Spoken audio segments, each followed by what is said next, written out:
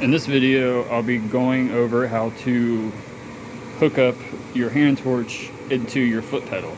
There really isn't much info on it. It's not too hard, but I figured a video would make lives easier.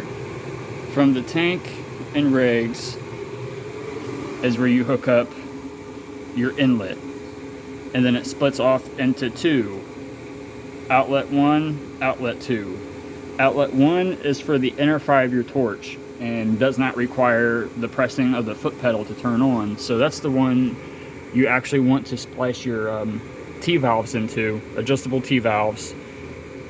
Make sure you have flashback arresters for this. It's no joke. And then with the oxygen, it's literally just barely cracked. Like, that's it off. And that's it on, like 5 degrees maybe, because with the pressures coming out the regulator, you don't need more than that. So yeah, I hope that helps. I'll show you right now with my torch working.